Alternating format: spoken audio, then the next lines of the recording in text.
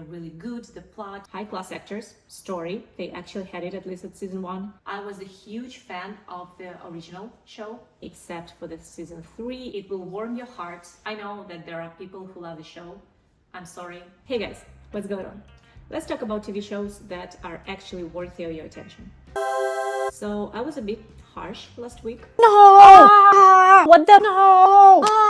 And I was wrong about some things. I know. There are good TV shows now. Some are even really good, but the amount of content is crazy and the shiniest diamond is not necessarily the real one. No. Let's figure out. Okay, I've made some categories. Absolute hits, deserved or not, cinematographic masterpieces, comedies, sort of, supposed to become absolute hit, but just good, disappointments. There are lots of shows I haven't watched, of course, which are highly ranked, like these.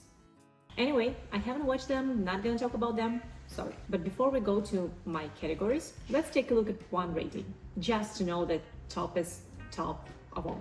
If you Google top TV shows in the world, Google will lead you to IMDb and you'll see the following. Game of Thrones and Breaking Bad are already ended, sort of. But we're all still waiting of what's gonna happen to Hawkins. By the way, really awesome masterclass from Duffer Brothers here. They are talking about how they created Stranger Things, how they came up with the idea, how they developed it, how the show combines different generations, and how every other producer told them that no one will watch it because there is no particular age category for this show. Stuff like this, really interesting. I really recommend you to watch it. But let's move to why we're all gathered here. Let's find out the titles behind each category. So, category number 1, absolute hits, deserved or not. We all heard about them, even if we didn't want to. Bridgerton, Emily in Paris, Wednesday, Sex Education. What makes them hits? Well, marketing. Hey, I don't judge. I watched all of them. I kind of like them. But hey, can you call the scripts good? Nah. Do you search actors' filmographies just because they were so good? Meryl Streep should think about ending her career. No one that good Meryl Streep should end her career. No, they weren't even close. So why do we watch them? High quality production, bright picture, made-up universe that is really close to reality but still too good to be true, so it keeps us away from our reality. So I mean, if you want to distract yourself and watch something light and not super deep but with good quality production, yeah, you can watch this. The next category is cinematographic masterpieces, and there are only 2 shows here: White Lotus and The Bear.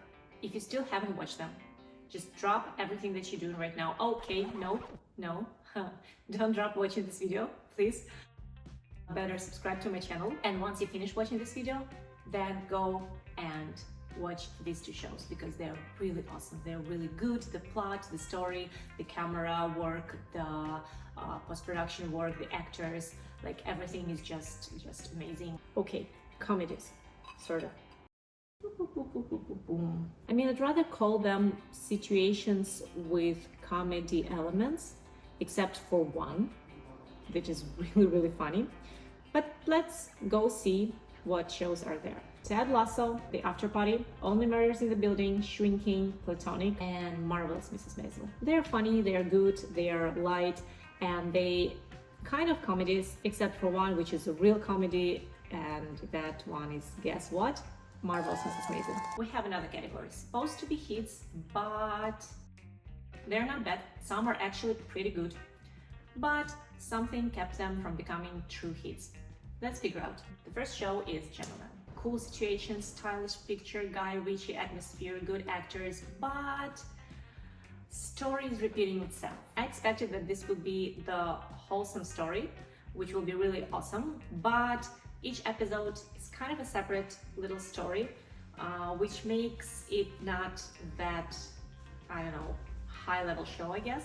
And also it repeats the original story. Fun fact, this was the last movie I watched in cinema before the COVID hit. The Morning Show. High-class actors. Story that is based on painful reality. Story, they actually had it at least at season 1. But drama is getting more and more trivial and predictable with each season. Next one, Dexter New Blood. I was a huge fan of the original show, and this one wasn't bad. It was pretty good, okay, but I mean, we already have Dexter. There cannot be two legends. Squid Games. Okay, I was really pissed off with this one. Most probably this is an unpopular opinion. I get it. But here it goes. Crazy loud promo, costumes and decorations that were made just to create memes for Netflix Instagram, just to support Crazy loud promo. And the story behind all this noise is just pretty random drama, and they try to convince us that it was really special. I really felt that this whole excitement around the show was artificial. There, I said it. The next category is just good. They're kind of hits, or they're not hits at all, but they are good, they're interesting, and I mean, I'm sure that there are more of those, but these are those I recall. You, Hijack, Lincoln Lawyer, Dead to Me, except for the season 3, it was bad. Maybe they laid off their screenwriters, something happened there. Basically, shows from this category could be here, but they had better marketing teams, so. There's one more that I really loved. It's too good to be just good, but it still misses something to become the cinematographic masterpiece. Still, I highly recommend this show.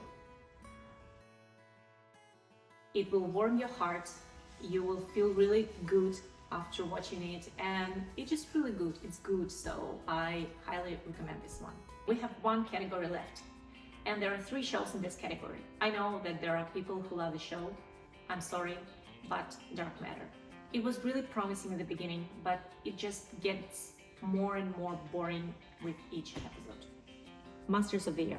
Amazing picture, awesome detailed costumes and decorations, good actors, super boring.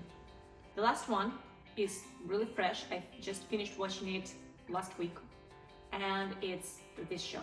The first episode gives you hope that this is gonna be just like, you know, a Knives Out style detective, but your hope had been killed by the 3rd episode by screenwriters.